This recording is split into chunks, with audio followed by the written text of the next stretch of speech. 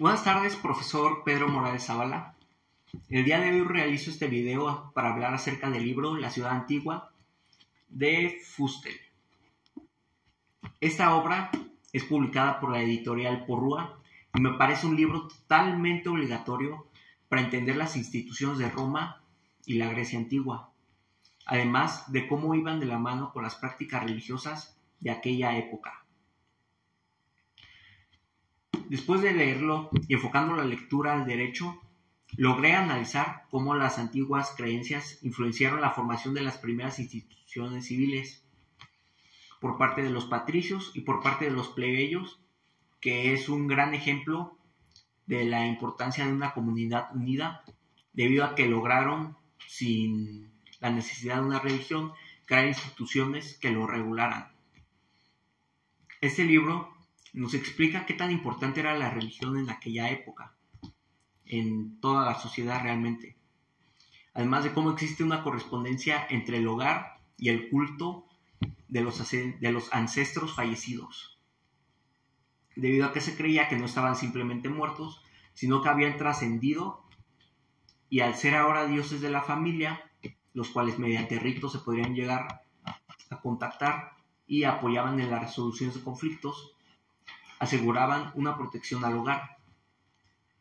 Este libro se divide en varias partes, y en la parte 2, en el libro 2, se habla de los pater familia, que si vemos la familia romana, griega, la podemos ver con una pirámide, donde el pater estaba hasta arriba debido a que era la máxima autoridad, siendo quien mandaba en las decisiones de las personas que integraran la pirámide y siendo la máxima autoridad.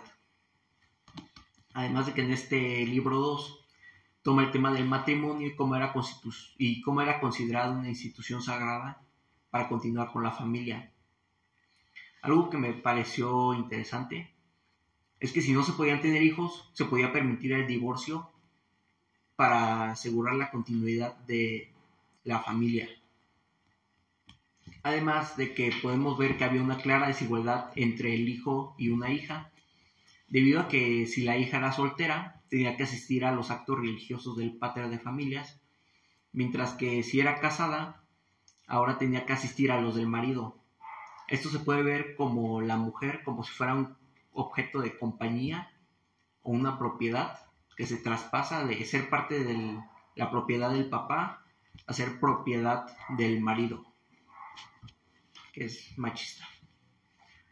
Pasando algunas páginas y otros temas variados, llegamos al libro 3, que es el que me pareció más interesante, debido a que nos explica cómo se empiezan con las polis, que sería cuando las familias se juntan. Y se juntan sobre un culto en común, y además nos explica cómo los plebeyos hicieron sus organizaciones. Lo que me pareció más interesante fue la entidad sagrada de Eneas, donde vemos que había un culto común y no tan privado como el familiar, además de que se discriminaba a los extranjeros, ya que solamente los ciudadanos podían rendir culto a los dioses en común de los romanos y griegos. Para terminar, podemos ver que hay un libro 4 y un 5, que a mí me gusta verlos como un mismo libro. O sea, si yo lo hubiera hecho, yo le hubiera puesto libro 4 y ya, debido a que abordan un tema similar, que sería la nueva formación de la ciudad. Un ejemplo que me gusta poner de ese libro son las 12 tablas, que se ven como las primeras leyes escritas, y esto quita totalmente del mapa el Dicaión, lo que evita que un conflicto sea resolvido nada más por quien puede y quien no puede hablar con el Dios que resuelva esta controversia. Y ahora con una ley escrita que se colocaban en un recinto principal, afuera de él, escritas totalmente. Ahora con la ley escrita, la ley cae en todos sin excepciones. No importa si tienes Dios, si no tienes Dios, si tu Dios es mejor que el otro, si tu Dios es tal, la ley es igual para todos. Y esto ayuda a que se quite la interpretación de lo que decían los dioses mediante el Dicaión. Como es obvio, deben de haber muchos cambios para que llegue a cambiar la ciudad, y es lo que se hizo y se logró.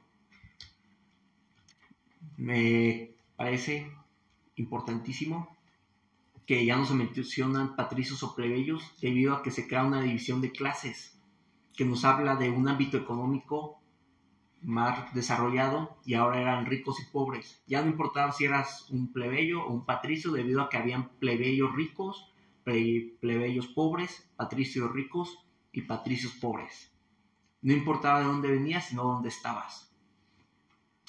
Este libro nos invita a reflexionar sobre cómo la religión ha moldeado las instituciones que tenemos hoy en día, como podría ser el matrimonio, la adopción y algunas más.